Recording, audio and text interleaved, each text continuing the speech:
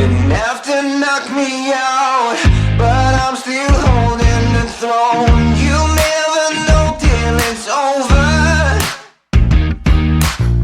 So pretty it hurts, just beware of the thorns. Hello everybody, I'm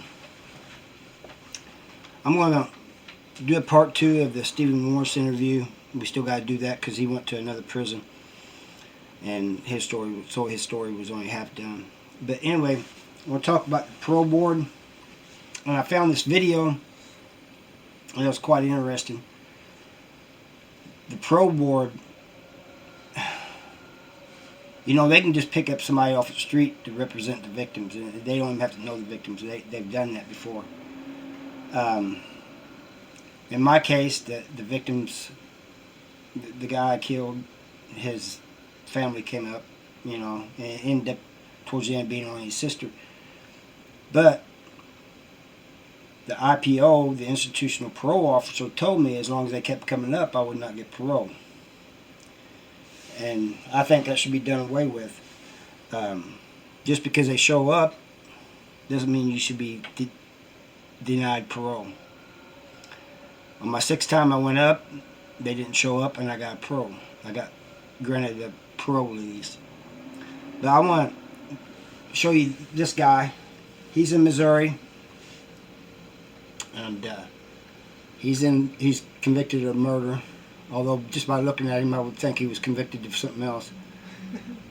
But oh, what the heck happened?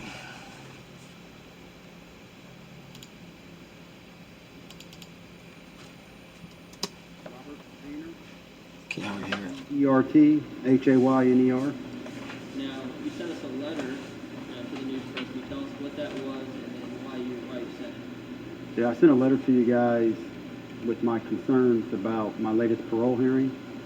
I found out that one of the hearing officers on my parole hearing is related to my victim. So you see, person on the parole board is related to him. Related to his, there's a relation to his victim. And that's a conflict of interest there. And I just want to point out the gray there. That's the state grays. We call them state grays, but they're the prison uniforms of Missouri. And I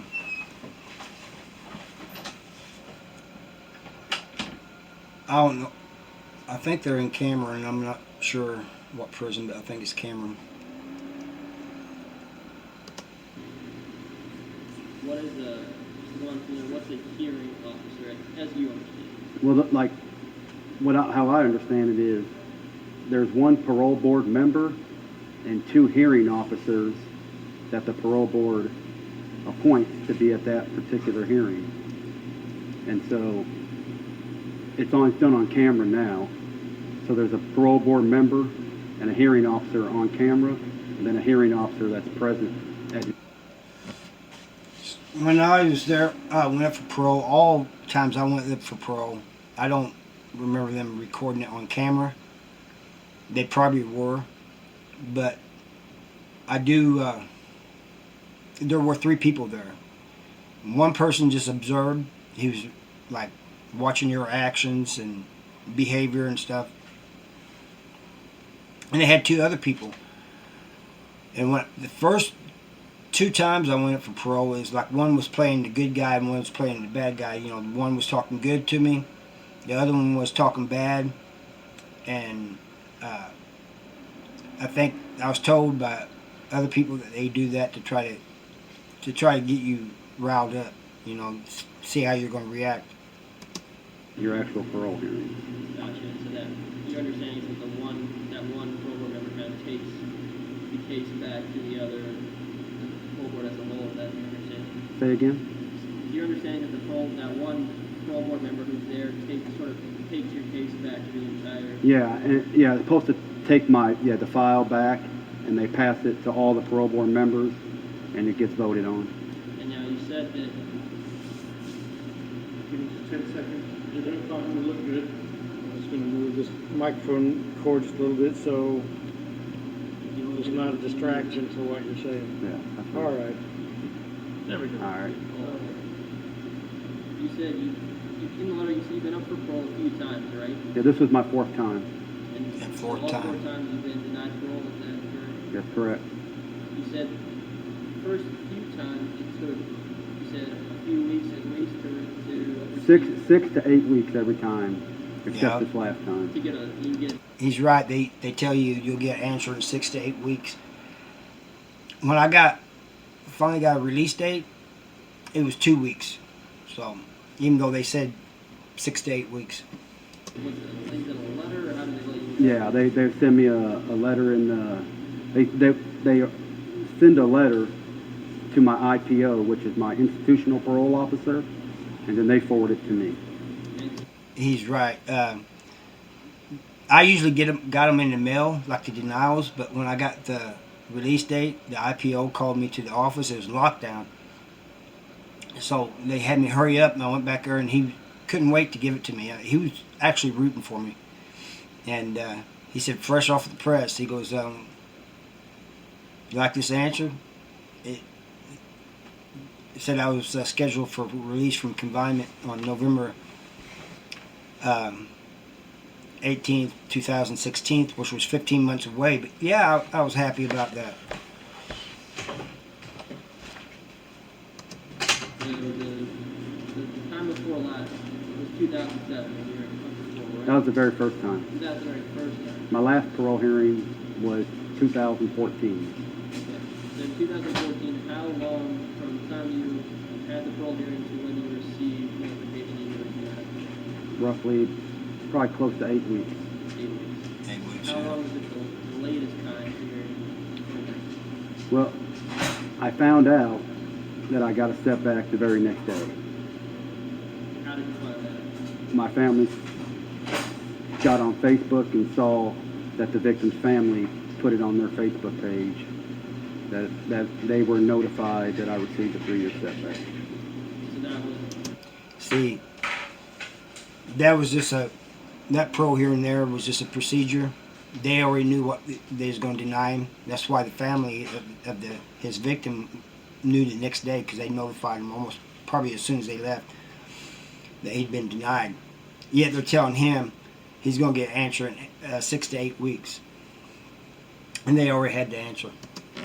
you had parole hearing. Do you remember what day of the week it was? It was a Wednesday. And so on Thursday, that's when you. Yeah, well, they put it on Facebook Friday, but they said that they were informed Thursday. I see. So you found out you were for parole on Thursday or Friday? Just the actual day that you. Yeah, we found out Friday. The victim's family was notified Thursday, the day after my hearing. Gotcha. So I've never been to a parole hearing. What is the? I don't think a lot of people have. What does the room sort of look like? And can you just describe for us how it all looks, where everyone's kind of sitting? Yeah. Well, I mean, I've been up 4 times, so it's, and the other times were at a different prison, so it's a little different then. This last time, it's a fairly small room. When I first walked in there, it's a big table, and they have a curtain in the back, and that's where my victim's family is sitting behind the curtain, because they're allowed to attend. And there's a big table, and they just had 2 chairs just sitting right by the table, just a couple feet away from a big screen TV. And that's where I sat, and then my cousin who attended the hearing, he sat, and we just faced the TV, and that was it. Every time I went up, there was no curtain. But they had 2 chairs because you're only allowed to have 1 representative there. They can have all kinds of people there. The other side can. There's 2 chairs on the left, and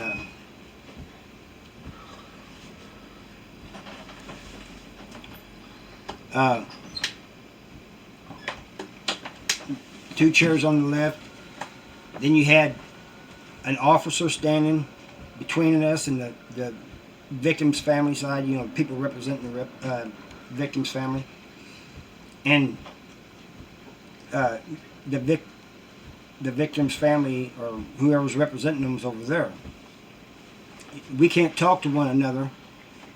We direct our questions to the parole officer, But I could tell sometimes when they was saying something to the parole officer, they was actually directing it to me. But I have a friend who went up and he said that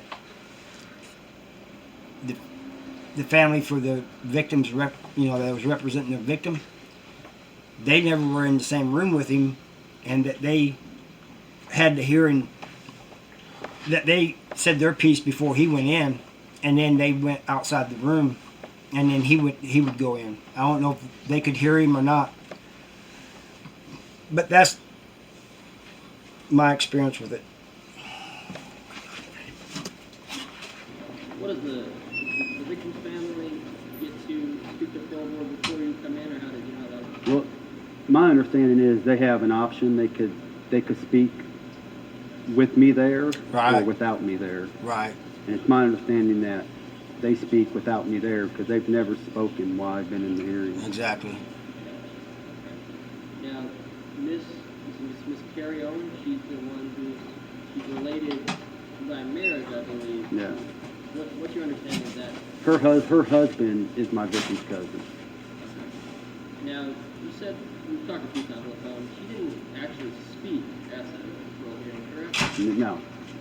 Neither hearing officer spoke. The parole board member did all the speaking, and then towards the end he asked each one if they had anything they would like to add or any Right. questions for me. They did the same to me. They would say, ask them if they had any questions for me. And most times they said no. A couple times one of them said they had some questions. And then they would ask me if I had anything else to say or would like to say, And they Oh, and they gave my brother or whoever was there representing me, they gave them a chance to speak too, on my behalf. both said they didn't have any questions for me. What was the extent of your interaction with Miss Owen? She was the one that was present, and at the end of the hearing, they asked if I have anything that I want to present to the parole board, Right. like letters or certificates, anything like that. And I had a file, and I told them yes, and they told me to give it to Miss Owen. And so your understanding is that Miss Owen was to give what you gave to her to Yeah. She when I handed it to her, she asked me if she needed to make copies of it or if these were copies and stuff, and I told her that these were copies and that they could have these. And after you really, did you know at the time of the parole hearing who she was? No. When did you find that out? Well, I found out a few days after I found out I got a setback. I started thinking about it, and it just struck me odd, the last name. And then I knew that my victim's cousin previously worked at the prison. So then I started hearing that his wife worked for the parole board. So I started putting two and two together, and I had some of my family members check on it, and it came back that yeah, he is related. And I think this is one of the most messed up things I've heard. A person going up for parole, and one of the parole board members is related to his victim. That, like I said before, that's a conflict of interest. But I'm going to be honest with you, you're dealing with Missouri here. And you know that 1954 riots in Missouri at the Missouri State Penitentiary, part of the reason that took place is because of the corrupt parole board. All biased. They was police officers, there was judges, different people that want to keep you in prison. So that was one of the reasons the riots took place. Missouri is, the DOC is real bad. And I just saw a thing the other day where it says they're limiting the amount of interviews that the news do with prisoners, those incarcerated. Not only are they limiting the amount, they're limiting how long the interviews are, where it's taking place, all this and that. Like some institutions aren't even going to do it. So this is just giving you a little taste of Missouri, you know, and how they're doing things. His wife does work on the parole board. So then you wrote a letter to, who did you write the letter? Or letters? Well, the first thing I did was I wrote my IPO office here at the prison with the concern. They called me up there and told me that my parole hearing is non-appealable, that the decision's final, that there's no way I can appeal it under no reason. You hear that? They're not even going to let him appeal that. So then I wrote to the parole board in Jefferson City. I sent a lot of letters to different people. I sent letters to, of course, you guys. I sent letters to the director of prisons. I sent letters to multiple people just trying to get some help. I never heard back from the parole board. I had my family calling them, and my family did get in touch with them. And so my family was having conversations with them back and forth, but the parole board never let me know anything. So I contacted my caseworker, and I explained to her the whole situation, and that told her that my family is hearing back from them, but I haven't heard anything, so I don't know what's going on. I'm just going off what my family's telling me. So the caseworker said she would email them and find out what's going on. Pretty soon after that, I was called up to my IPO office, and they gave me a letter from the chairman of the parole board. And that's the letter that I forwarded to you guys. All right, you first say your name and then how you spell it. Robert. Well, that's it. There's a part 2 and part 3 of this, but I think I'm only going to just do this first part. Unless you guys want me to do part 2 of this, I'm just going to do this. Because I just wanted you guys to know about this and what's going on with the parole board in Missouri, and who knows how often this happens, you know, like it happened to this guy. But that's all I got for you today, and I'll catch you all next time. Thank you for watching. Bye.